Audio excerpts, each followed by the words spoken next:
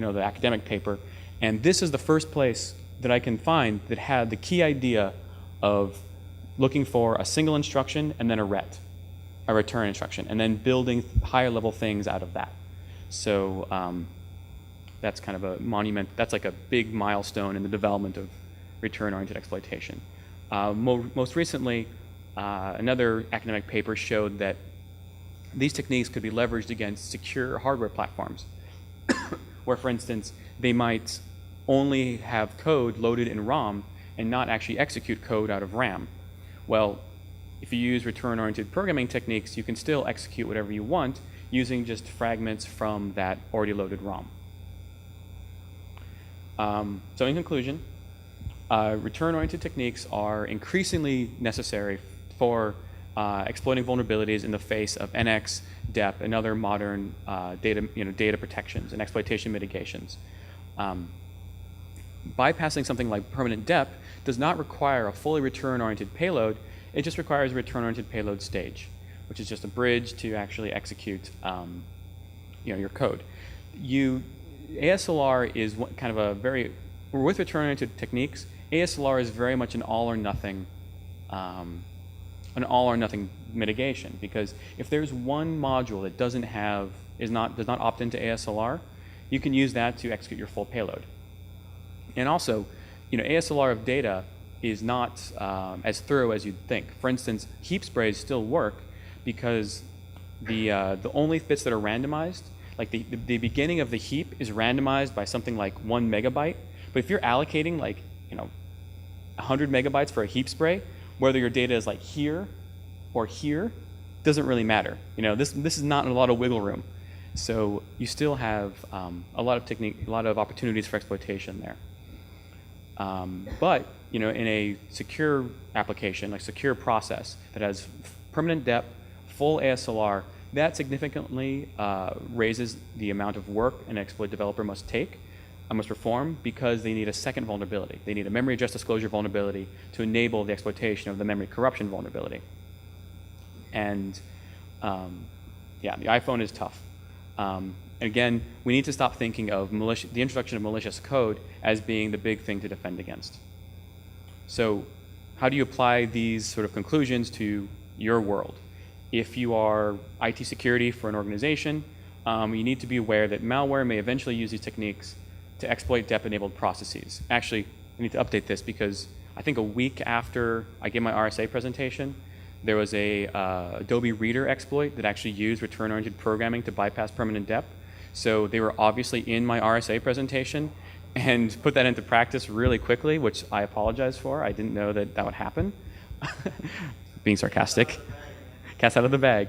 But it was one of those things where it was really more to the second point, malware analysts need to be prepared to look for things like this, because I think this sample that they found kind of snuck through because it didn't look like normal exploits. You didn't have a lot of the same indicators, and you just had a big string of memory addresses.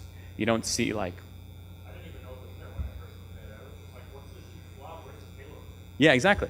Like you said, you see a big blob of binary data, but where's the payload? And imagine tracing through it. You can't throw a return-oriented blob into IDA, and it may be dependent on where a module is loaded at by ASLR at runtime. It means the tools we have for analysis are just not adequate to analyze this. So it requires for malware analysts, you need to develop something that will basically deserialize this ROP payload and the address space. You may need some. Yeah, you might need a complete memory snapshot, as you pointed out, and then something to kind of interpret and deserialize that ROP payload to something that you can read and analyze the effects.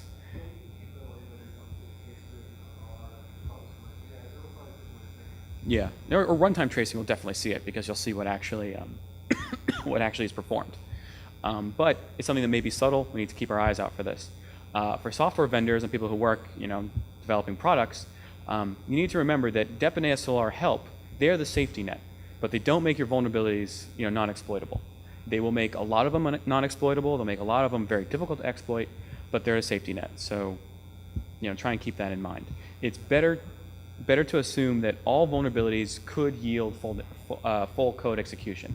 But these things may, mitigations may temper how exploitable they are. And I think a lot of our approach from, mitigations and very tactical host intrusion prevention systems, we need to kind of take a step back. We need to look at how we actually run our applications and look at, instead of stopping a payload from running get proc address and load library, which is like the stupidest mitigation or defense ever. Basically, we need to look at privilege reduction. We need to look at what are the minimum rights that the application needs to run with, and a sandbox to basically ensure that these applications stay in there. You can imagine like a system where the application comes with a signed manifest saying, these are all the files that I'm going to read. And basically, you can kind of enforce that at runtime. Virtualization, most Intel processors and AMD processors now support AMD or hardware virtualization. Besides using that for operating systems, what about using it for applications? There's a variety of things that you can do to try and just take the attack surface to kind of contain an attacker. And the philosophy that I use is, if attackers could have created the data, they are running code.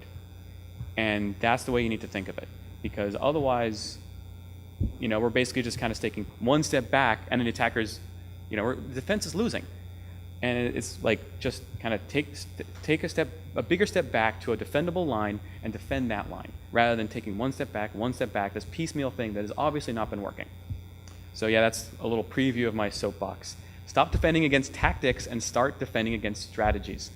Code injection through memory corruption is only a tactic. It is not the only way to exploit a memory corruption vulnerability. And even memory corruption is still just another tactic to make the application misbehave. If you look at how malware persists itself, how it spreads, these are all tactics, and we're not thinking about strategies enough. An attacker causing an application, a host, or a human to misbehave is an attacker's strategy. We need to start looking at things like that, rather than these very specific tactics. And if you look at how we treat, like how we identify things like H1N1, we didn't know what to look for. We weren't analyzing everybody person by person and looking for flu-like cells inside them. We found all these people with very high fevers. Some of them just keeled over and died. And we didn't know what it was, and we figured it out. We put out a vaccination. When a person is sick, it's very obvious. But when a host or an application is sick or misbehaving, we don't really know unless it's misbehaving in exactly the same way as one did a few weeks ago. And I'll use a metaphor that actually Dan Guido came up with on the bus up here. It's like going to school and your kid has the vaccination records, and he's meanwhile yakking on your feet.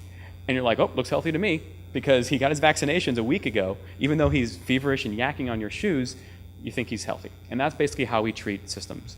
So we need to kind of stop doing that. Otherwise, we run the risk of dealing with the volcanic ash cloud from a cyber Pompeii or a cyber Yucatable. Yeah, so look. Yeah.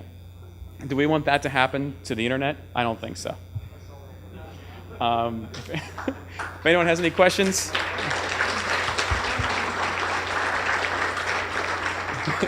Yes, sir. I can take questions privately too. You can.